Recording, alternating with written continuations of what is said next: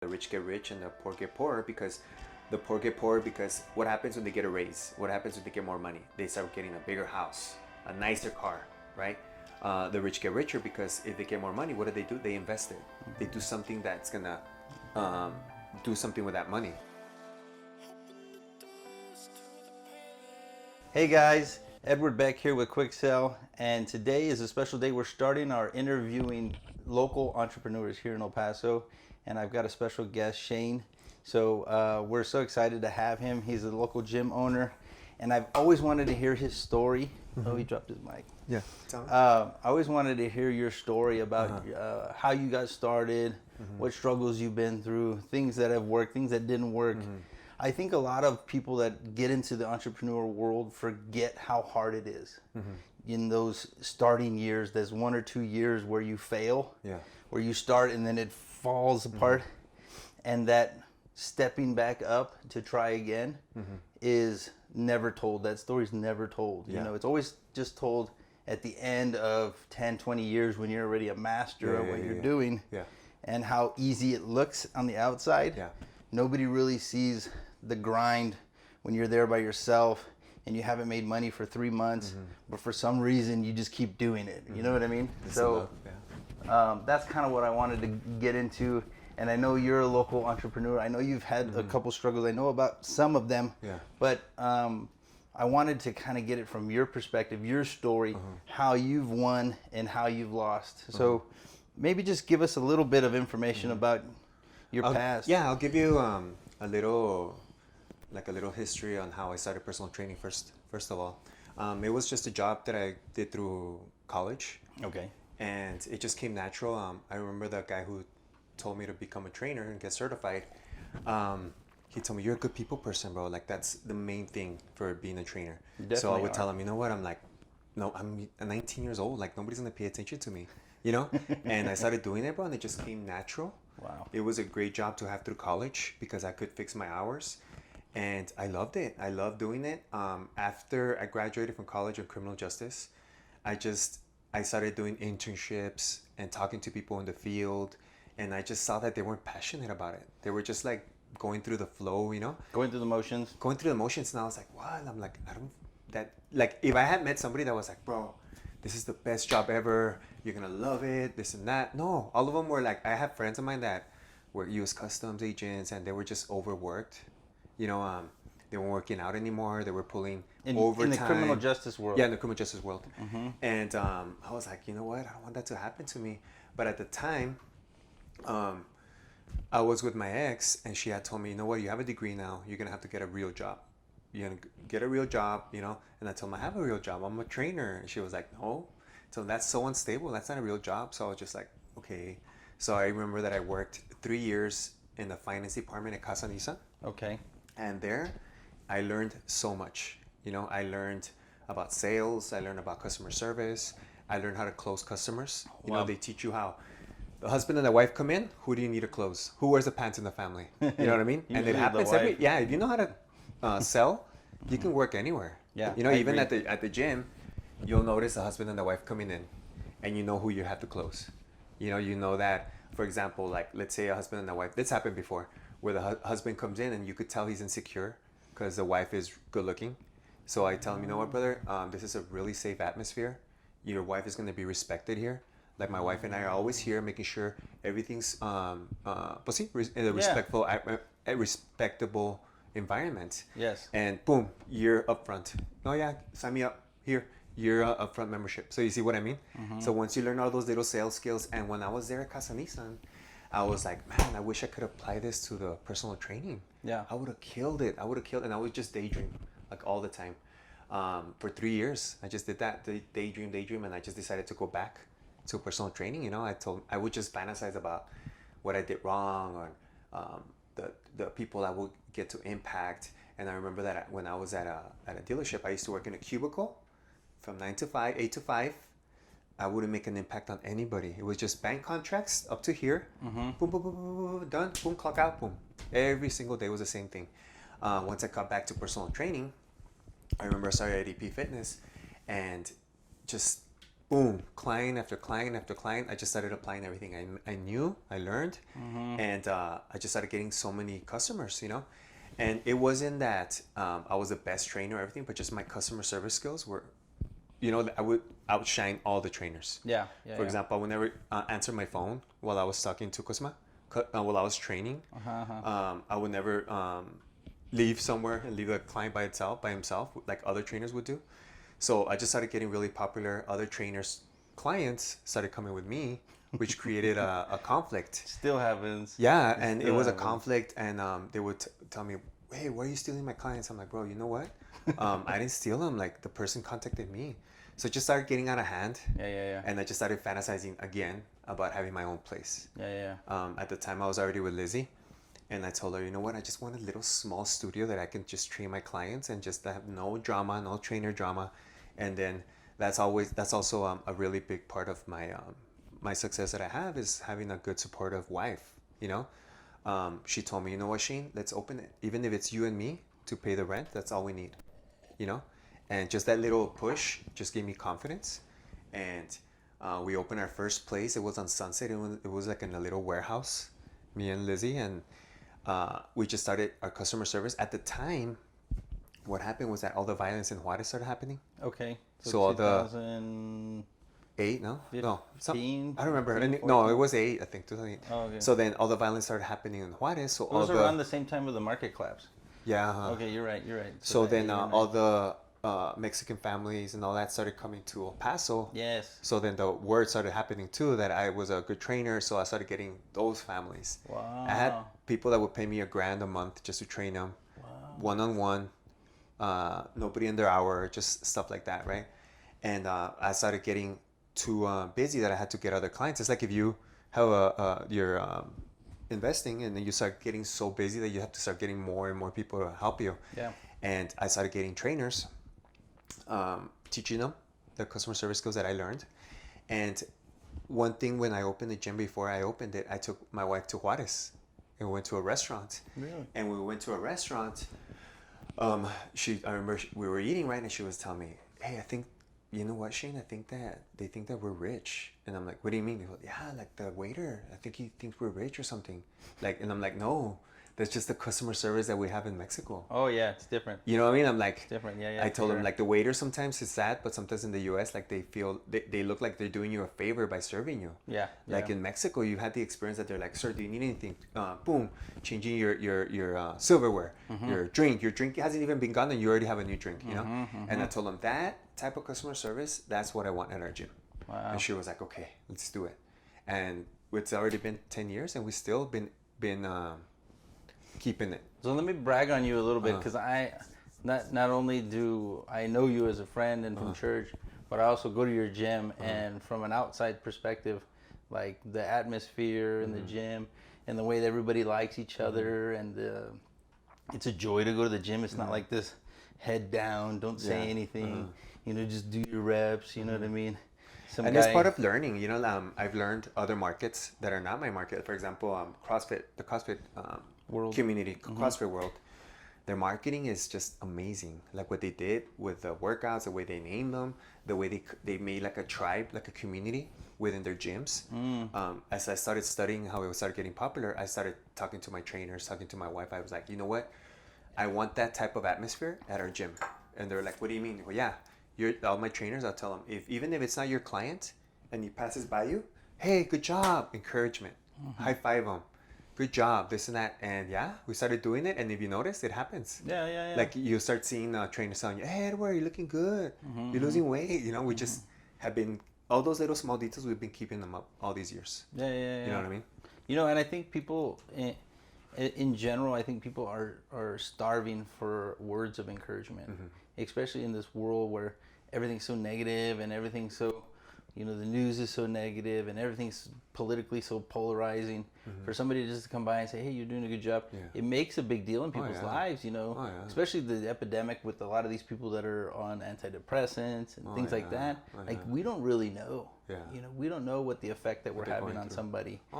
And something similar like that, I think like you said, it was like comparably to being in the finance department to what you're doing now, you're making a big influence. Not only have I seen you make an influence on your customers, but I also see you as a leader within your trainers.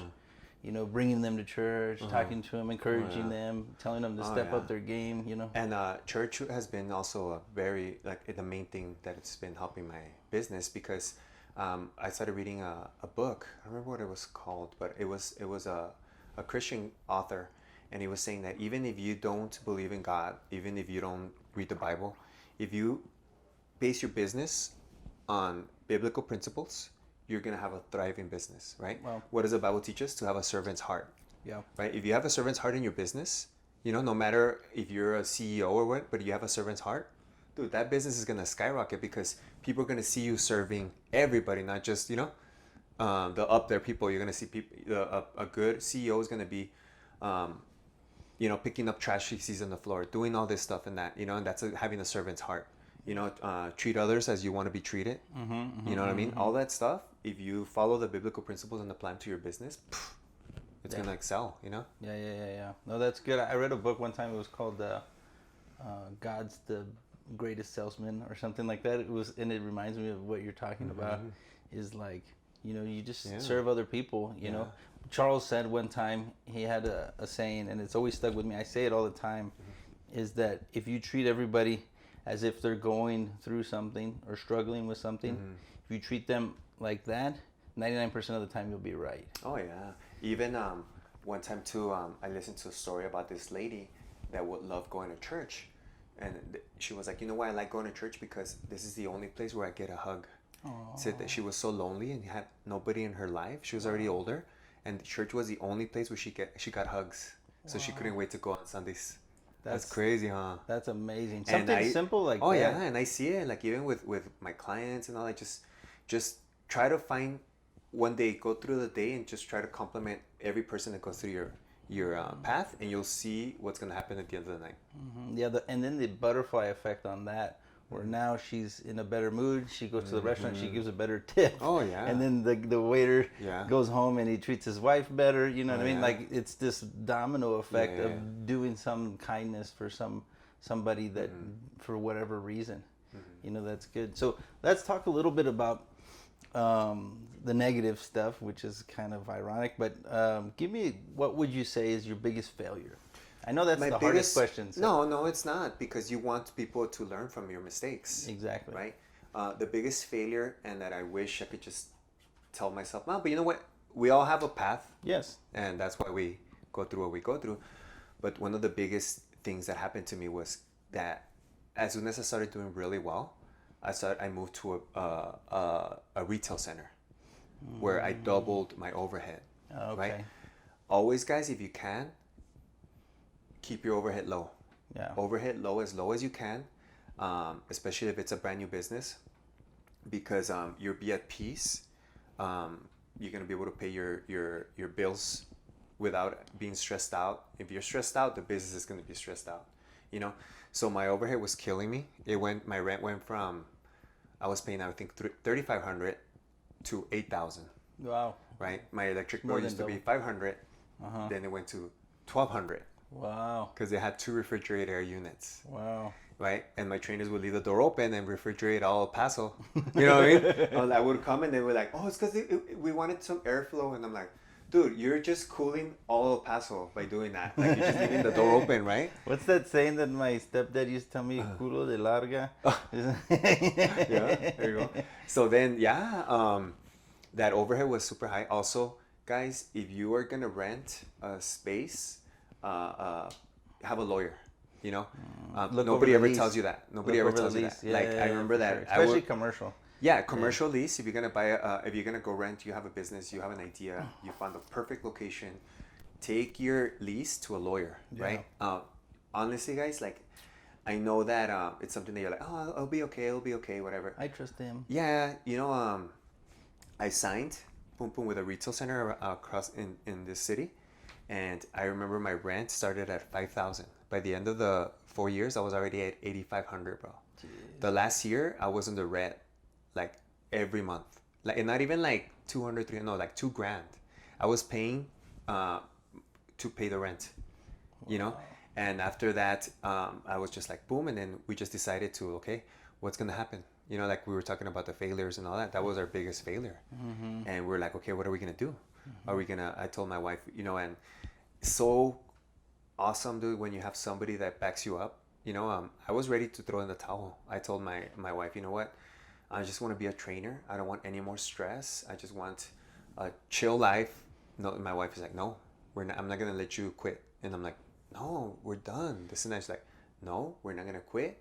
And this is gonna be, we're gonna come back, and God's gonna bless us because we use this as a platform to shine His light, this and that. And boom, we brought it back, bro. And right now, God has restored us so much that we're making almost twice as much money as we were before. Wow, that's amazing. And that's our teaching that we're learning at church this week about restoration. Yes. Bro, that we're a living example of that. Yes. You know what I mean? I remember that our bank account was always negative, bro. Like, you know, it was such a horrible feeling, you know? And just... And I think most entrepreneurs that want to become entrepreneurs don't understand that what it is. It really is jumping in, you know, and trying to make a parachute while you're falling off of a cliff. You know what I mean? Yeah, you know what? Yeah, you know, when I have friends of mine, thank God I've been blessed to have friends like you that have businesses and stuff like that, and they tell me, dude, you know what? Nobody ever teaches you how to open a business. You learn on the way, unless your dad or your grandpa had a business and passed it down to your dad, and then your dad's passing down to you. Which I used to have a friend of mine too that would give me so much advice and judge me on certain, for example, like let's say I had a trainer that had left or something. Why did that trainer leave? This and that. And don't you know, like it was blaming me. And I'm like, dude, okay, if you would have built your business from the ground up, you know, I think I would have been more, okay, lean into it. But your grandpa gave you a multi-million-dollar business, bro. Like, come on. Yeah. You know, and now the guy's going through stuff that I went through. And now I don't tell him anything or something, but I tell myself, now he's seeing what happens when you have this trust in a person that, you know, complete trust, and just goes to a competitor to work for them, you know? Oh, yeah. And loyalty now is just, it's so hard to find. Yeah. It's so hard to find in this world. I count myself lucky to have, you know, two really good friends. But it's hard. Yeah. It's super hard to find. Like, I have a lot of friends. Facebook, I got 3,500 friends, right? But in real life, you know, if you can count it on somebody that when the chips are down, that they're not going to turn their back on you, that they're not just there to be through the good times, they're there through the bad times. I think it's hard to find, you know what I mean? And a lot of people are friends with you while you're winning, but not a lot of friends are with you when you're losing. You know what I mean? But that's when you realize, like they say, like whole cliche, that's when you realize who your real friends are. It's true. Like Luis Muela, you know, he's been with me since freaking I opened the first gym. And every time, bro, like I remember that when we were at the failure that I told you about, my wife and I were both crying in tears, and he was just like hugging us, like together like that. And he's like, we're gonna come back from this. We're gonna do this. We're gonna do that. You know what I mean? Like that encouragement, even though he couldn't do anything about it. You know, just that. And he's an encouraging type personality. Yeah. He'll pray with you. He'll encourage you. He'll speak the word over you. He's a good. Is he the one that brought you to the church? No. How'd you get to the church? It's a long story, but basically, I used to be an atheist. I didn't believe in God. I believed that there was a higher power, but I didn't believe in God. And I went through a really hard depression, that suicidal thoughts, and just this and that. And somebody prayed for me, and they prayed for me, and they told me, I started crying. Like when they prayed for me, I just started bawling, and they told me, okay, promise me you're going to church this Sunday. And I'm like, I promise. They're like, but you're going to go to a Christian church. And I'm like, no. I told them I'm not Christian. It's like, promise me you're going to. And then I went, and just, it was like everything that the pastor was talking about was just speaking to me. Wow. Everything, just boom, boom, boom. And I just went from church to church until I found the one that I liked and that I feel at home. And I tell friends of mine too that go to a different church or whatever. I tell them, you know what? Churches are like gyms. Every gym is different. Yeah. If curves works for you, go for it. You know, if CrossFit works for you and you get a good workout, go for it. If our gym works for you and you get a good workout, go for it. You know, You as long can as say you it's Sun City Athletic Club. Yeah. Link will be below. Yeah. No. But I agree with you.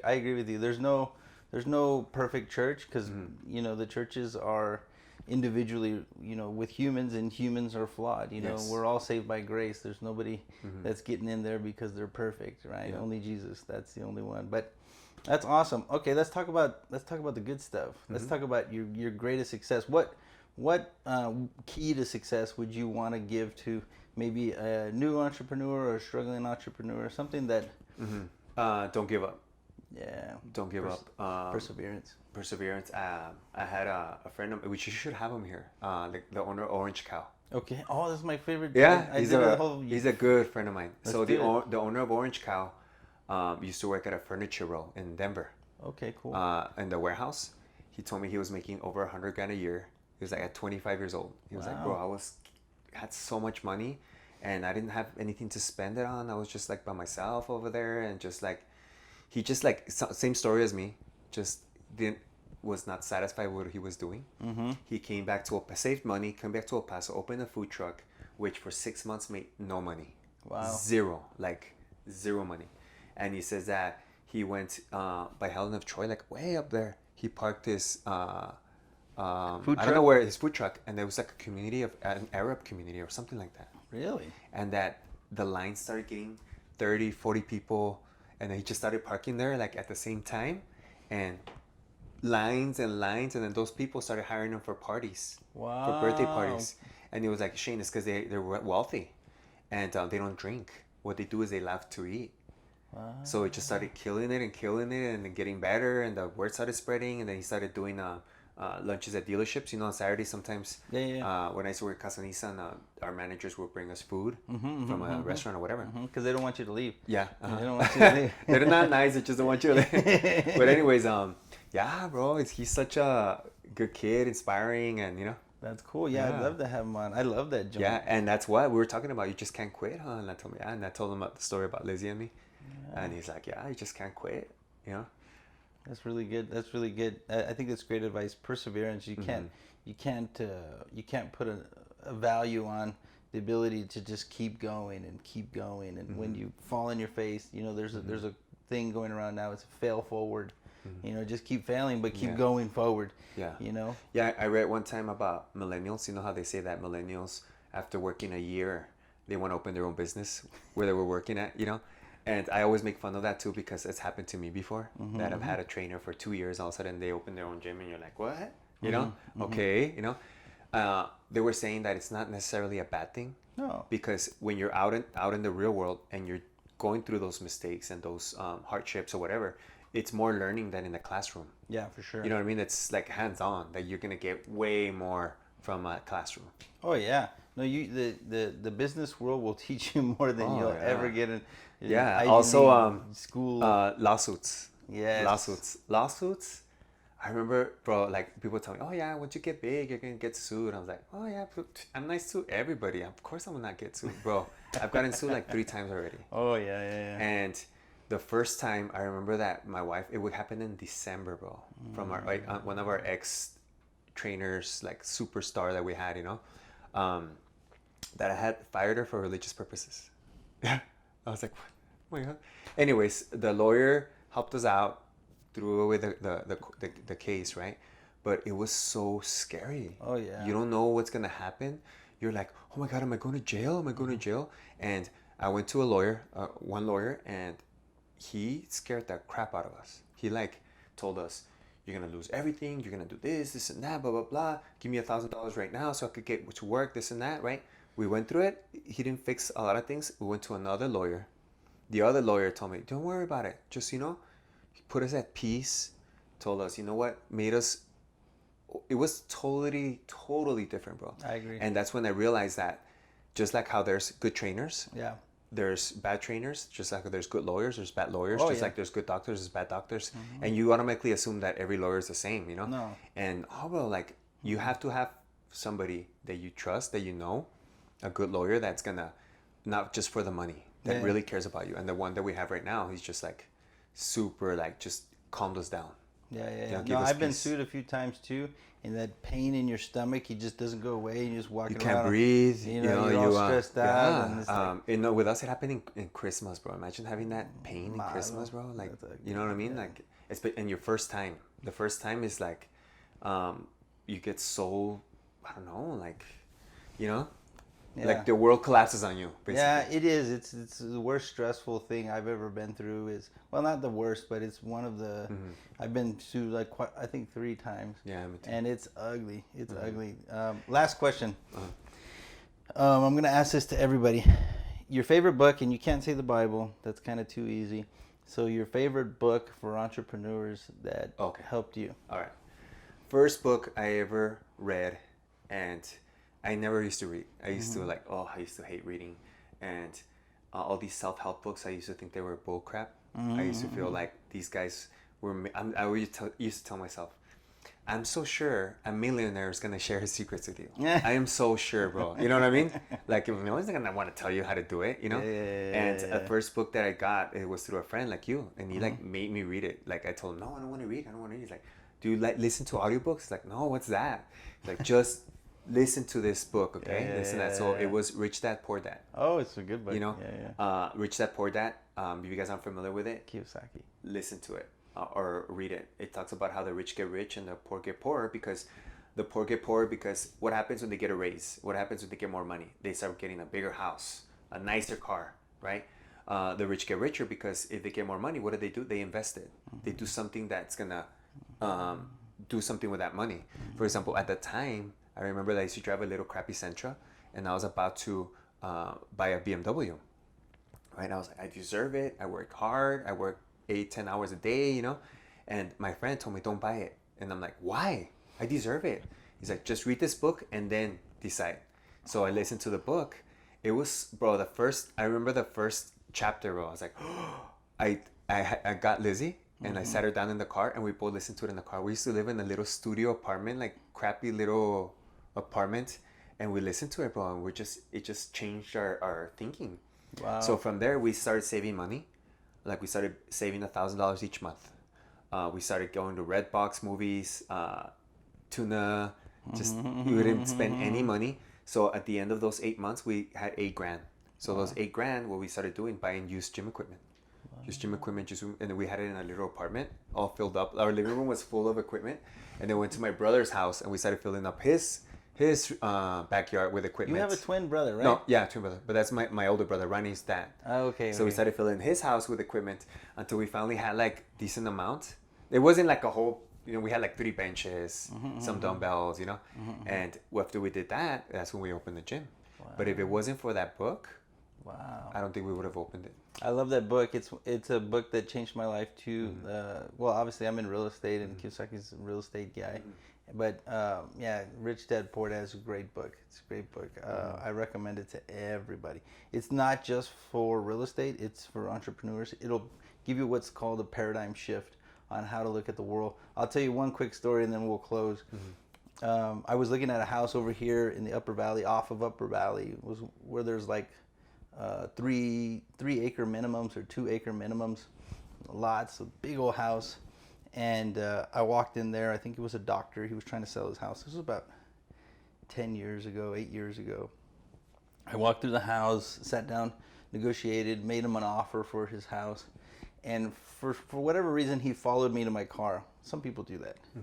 And I was driving a 200 SX manual, roll-up windows, 2-door, like what we called in the car business a shooter, right? And he had in his driveway one of those brand new GMC dualies. Remember when they first came out with Transformers? Yeah. Black tagged. Yeah. And he's like, and he tells me, he's like, you're gonna buy my house and you drive this? What? This is what he tells me, right? And I said, well, let me ask you a question. I said, if you had to sell your truck in 2 weeks, how much money would you get? And he's like, well, I'd probably have to pay 10 grand to get out of that truck. And we know that being in the car business. I said, well, mine is paid off. And if I had to sell that in 2 weeks, I could get 2 grand. Yeah. So who's really got money? I've never seen it that way. Wow, that's good. Wow. But all right, guys. Well, thank you so much. Shane, tell us about your gym. So if anybody's interested in joining it, Sun City Athletic Club, guys. It's more of a industrial type warehouse with the old school gym equipment with a new school. We have battle ropes, punching bags, sledgehammers, tire flips, everything that you do not find in a big box gym. We have it. We have turf to do drills on. We're located on Artcraft and Donovan. yeah. Sun City Athletic Club. We also have personal training available, which we have amazing transformations, and we do more than just personal training. We try to get inside the customers or the client's life. Yeah. Try to find triggers that are avoiding them from losing weight. Picture messages of their meals.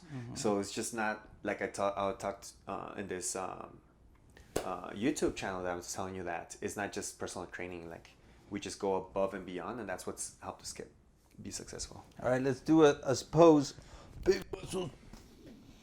Thank you. All right, guys. Thanks. Good job, man. Thank you. Good job, bro. Thank you for having me.